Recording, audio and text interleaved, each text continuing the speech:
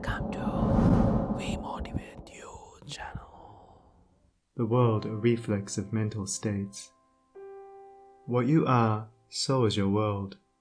Everything in the universe is resolved into your own inward experience. It matters little what is without, for it is all a reflection of your own state of consciousness. It matters everything what you are within, for everything without will be mirrored and colored accordingly. All that you positively know is contained in your own experience. All that you ever will know must pass through the gateway of experience and so become part of yourself.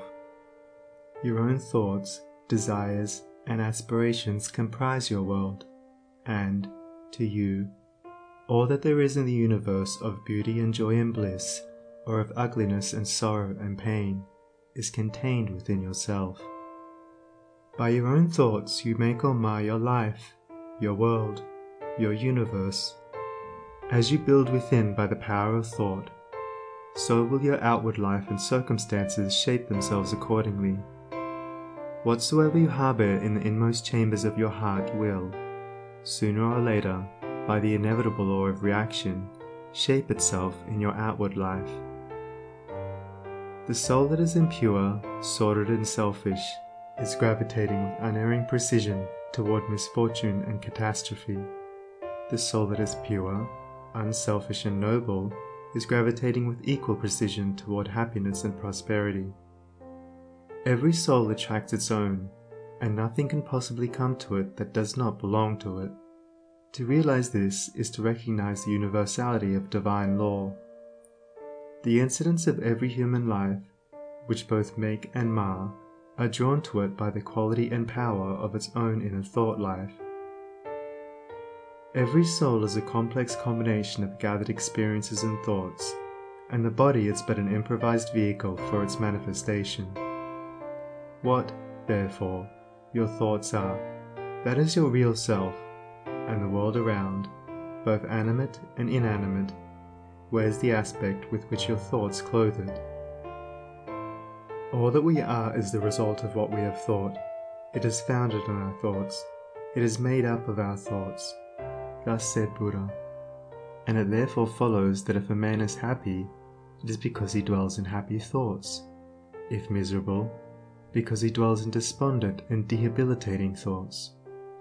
Whether one be fearful or fearless, foolish or wise, troubled or serene, within that soul lies the cause of its own state or states, and never without.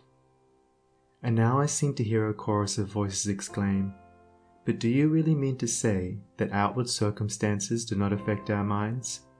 I do not say that, but I say this, and know it to be an infallible truth, that circumstances can only affect you in so far as you allow them to do so. You are swayed by circumstances because you have not a right understanding of the nature, use, and power of thought. You believe, and upon this little word belief hang all our sorrows and joys, that outward things have the power to make or mar your life. By so doing you submit to those outward things, confess that you are their slave, and they your unconditional master. By so doing, you invest them with a power which they do not, of themselves, possess, and you succumb, in reality, not to the mere circumstances, but to the gloom or gladness, the fear or hope, the strength or weakness, which your thought sphere has thrown around them. I knew two men who, at an early age, lost the hard-earned savings of years. One was very deeply troubled, and gave way to chagrin, worry, and despondency. The other, on reading in his morning paper that the bank in which his money was deposited had hopelessly failed, and that he had lost all, quietly and firmly remarked, "Well, it's gone, and trouble and worry won't bring it back, but hard work will." He went to work with renewed vigor, and rapidly became prosperous, while the former man, continuing to mourn the loss of his money and to grumble at his bad luck, remained the sport and tool of adverse circumstances, in reality, of his own weak and slavish thoughts. The loss of money was a curse to the one because he clothed the event with dark and dreary thoughts. It was a blessing to the other because he threw around it thoughts of strength, of hope, and renewed endeavor. If circumstances had the power to bless or harm, they would bless and harm all men alike. But the fact that the same circumstances will be alike good and bad to different souls proves that the good or bad is not in the circumstance, but only in the mind of him that encounters it. When you begin to realize this, you will begin to control your thoughts, to regulate and discipline your mind, and to rebuild the inward temple of your soul, eliminating all useless and superfluous material, and incorporating into your being thoughts alone of joy and serenity, of strength and life, of compassion and love, of beauty and immortality.